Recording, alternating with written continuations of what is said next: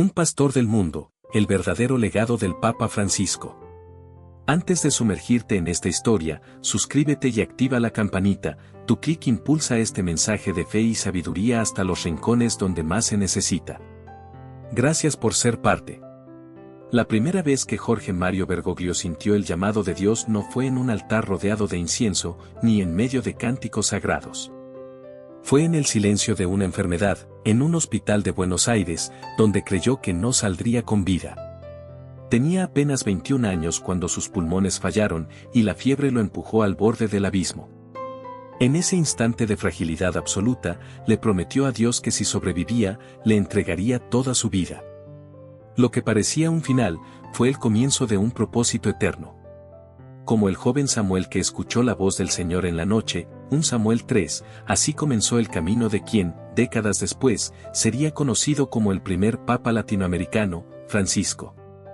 Su historia no es la de un trono dorado, sino la de una cruz cargada con el peso del mundo. Nacido en una familia humilde de inmigrantes italianos, Jorge creció entre las tensiones políticas de Argentina, presenció la violencia de dictaduras y la angustia de los pobres. Desde joven, eligió caminar entre ellos, no por estrategia pastoral, sino por convicción del Evangelio. Bienaventurados los pobres en espíritu, Mateo 5:3, no era para él una frase bonita, era una misión. Cuando abrazó el sacerdocio jesuita, lo hizo con la decisión radical de servir desde abajo. Su vocación no lo empujaba hacia los palacios, sino hacia las villas miserias, donde la dignidad humana parecía olvidada. Allí, entre lamentos y oraciones susurradas, descubrió la verdad que guiaría su legado: el amor de Cristo es concreto, sucio de barro, y duele. En el cónclave de 2013, cuando el humo blanco ascendió sobre la plaza de San Pedro y se pronunció su nombre, el mundo se detuvo. No era un príncipe de Europa, sino un pastor de las periferias. Eligió el nombre de Francisco, como el santo de Asís que abrazó la pobreza y la paz. Fue una señal clara: este no sería un pontificado de protocolos, sino de puertas abiertas. Su primer acto no fue bendecir desde lo alto, sino pedir humildemente que el pueblo rezara por él. Ese gesto, tan simple y tan poderoso, marcó el inicio de un cambio. Como Jesús que lavó los pies de sus discípulos, Juan 13, Francisco eligió comenzar agachándose. Su elección no fue un ascenso, sino una bajada al corazón del mundo. Pero su camino no estuvo libre de críticas. Enfrentó la resistencia dentro y fuera de la iglesia. Fue acusado de modernista, de ingenuo, incluso de hereje por los más conservadores. Sin embargo, su fe no tembló. Como Pedro caminando sobre las aguas, Mateo 14:29, siguió adelante con los ojos fijos en Cristo. Defendió a los migrantes, visitó cárceles, abrazó a los leprosos modernos, los marginados por raza, pobreza o enfermedad. Cuando dijo que la iglesia debía ser un hospital de campaña, hablaba desde la experiencia de quien ha curado heridas reales. Su evangelio no era de papel, era de carne. Y su mayor batalla fue espiritual: recordarle al mundo que Dios no es un juez impaciente, sino un Padre misericordioso. En un tiempo donde muchos cierran puertas, Él las abrió, aunque le costara críticas y soledad. Uno de los momentos más emblemáticos de su pontificado fue en plena pandemia, en marzo de 2020. Bajo la lluvia, solo en la plaza vacía del Vaticano, Francisco alzó la Eucaristía ante millones conectados por fe. Esa imagen, poderosa y silenciosa, recordó al pueblo de Dios que aunque las iglesias estén cerradas, el Espíritu Santo no está confinado. Como el profeta Elías que encontró a Dios no en el fuego ni en el terremoto, sino en el susurro de una brisa suave, 1 Reyes 19, el Papa ofreció consuelo en medio del caos. No pronunció grandes discursos, pero su presencia fue oración.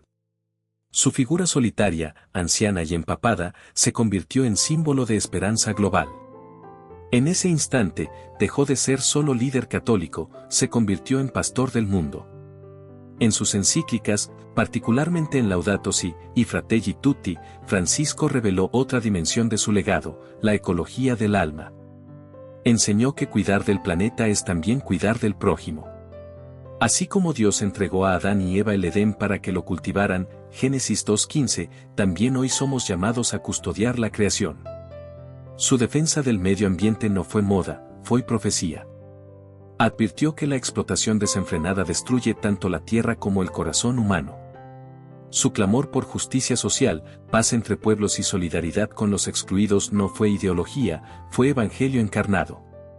El verdadero escándalo, para él, no eran las críticas, sino que existieran niños comiendo lixo mientras otros viven en luxo. Su fe siempre estuvo anclada en la acción, muéstrame tu fe sin obras, y yo te mostraré mi fe por mis obras, Santiago 2:18. Hoy, al acercarse el ocaso de su pontificado, el legado de Francisco no se mide en documentos ni en reformas administrativas. Su herencia es espiritual y eterna. Nos enseñó que la autoridad más fuerte es la que se ejerce con ternura. Que el poder verdadero está en lavar los pies de los otros, no en dominar. Nos recordó que Jesús no fundó una empresa, sino una comunidad de amor.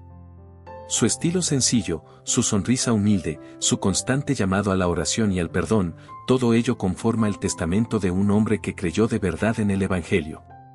En un mundo marcado por divisiones, odios y egos, él insistió en la fraternidad. Su voz resonará por generaciones, no como la de un gobernante, sino como la de un padre.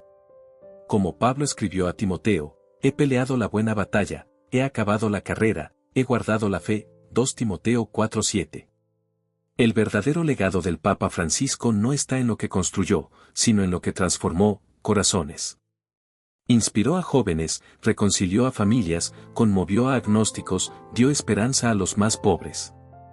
Su vida fue una parábola viviente del buen samaritano, Lucas 10, 25-37, cruzando la calle hacia el herido, sin preguntar si era católico o no. Nos recordó que el reino de Dios no se impone, se propone. Y que el amor de Cristo no excluye, sino que abraza. Francisco, el Papa del fin del mundo, se convirtió en el pastor del mundo. No por títulos, sino por entrega.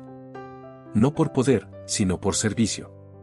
Su nombre permanecerá no en mármol, sino en las lágrimas y sonrisas de quienes lo vieron pasar y sintieron que, por un momento, Dios caminó entre ellos. Al mirar atrás, no se puede entender el pontificado de Francisco sin considerar las noches de oración que sostuvo en secreto. No hay documentos sobre ellas, no se mencionan en entrevistas ni figuran en encíclicas, pero fueron reales. En muchas ocasiones, mientras el mundo dormía, él se arrodillaba ante el Santísimo, solo, sin cámaras, implorando por una humanidad herida. Como Moisés que intercedía por Israel en lo alto del monte, Éxodo 32, así este pastor oraba por nosotros. Sus lágrimas no fueron públicas, pero existieron. A menudo lloraba por los mártires olvidados, por los niños víctimas de guerras, por las madres solas que no sabían cómo alimentar a sus hijos. Comprendía, como pocos, que el dolor del mundo es también el dolor de Dios. Muchos líderes, con el paso del tiempo, se aíslan en estructuras, protocolos y barreras humanas. Francisco hizo lo contrario. Desde el principio de su pontificado, insistió en salir. Salir de los muros del Vaticano, de las seguridades eclesiales, de los títulos cómodos. Dijo con fuerza que prefería una iglesia accidentada por salir a las calles que enferma por encerrarse en sí misma. Su lenguaje era directo, sencillo, casi casero.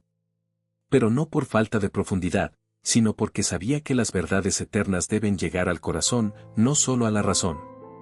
Como Jesús que hablaba en parábolas para que todos pudieran entender, Mateo 13, Francisco hablaba de la fe con imágenes que cualquier abuela, cualquier joven, cualquier persona sencilla podía comprender. No faltaron momentos de oscuridad. Dentro del propio Vaticano, sus decisiones generaron desconfianza. No todos aceptaron su llamado a una iglesia pobre para los pobres. Hubo quienes lo acusaron de debilitar la doctrina, cuando en realidad la estaba encarnando. Como Cristo, que fue acusado de blasfemo por sanar en sábado, Lucas 6, Francisco también fue malinterpretado por amar en tiempo de estructuras rígidas. Pero él no buscaba popularidad, sino fidelidad. En su corazón ardía el deseo de imitar al buen pastor, aquel que deja las 99 ovejas para buscar a la que se perdió, Lucas 15:4. No importaba cuánto le costara, si una sola alma se sentía más cerca de Dios gracias a su testimonio, todo valía la pena. Y esa cercanía se manifestó también en sus silencios.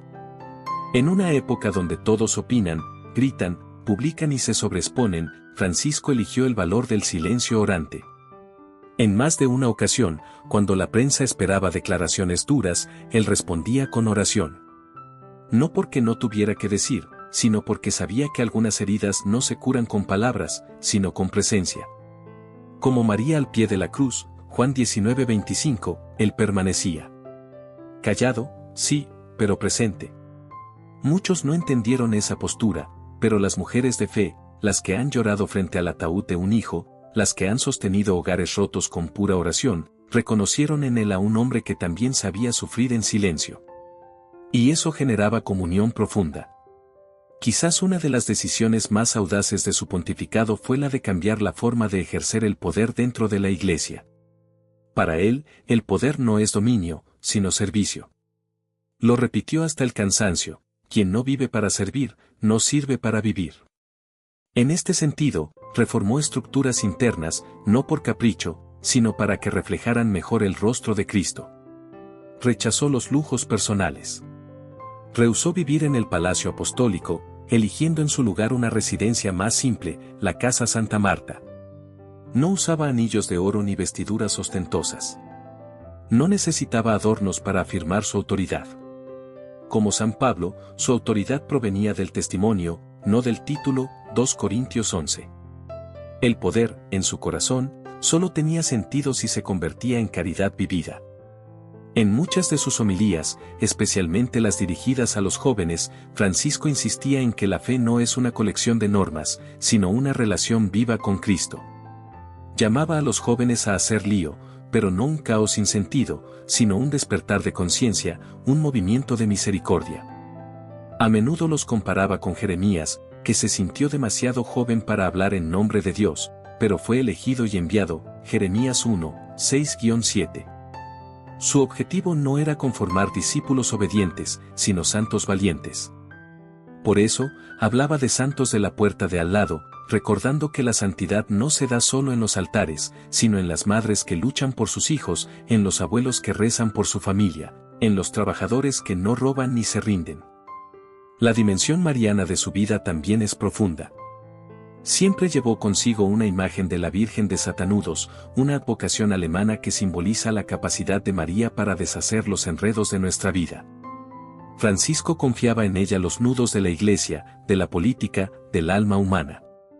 Como Juan al pie de la cruz, también él acogió a María como madre, Juan 19:27, y la presentó al mundo como intercesora de los imposibles. La Virgen no era para él una idea, sino una compañía. En cada viaje apostólico, cada desafío, cada noche de duda, acudía a ella. Porque sabía que así como en las bodas de Caná María adelantó el milagro, Juan 2, hoy sigue intercediendo para que la humanidad no se quede sin vino, sin alegría, sin esperanza. No podemos hablar del legado de Francisco sin mencionar su testimonio de perdón. Visitó genocidas presos, lavó los pies de musulmanes, abrazó a víctimas de abuso clerical, pidió perdón a los pueblos indígenas y se sentó con personas de otras religiones sin miedo. Entendía que el Evangelio no es para separarnos, sino para reconciliarnos. Fue duramente criticado por esto, pero nunca se desvió.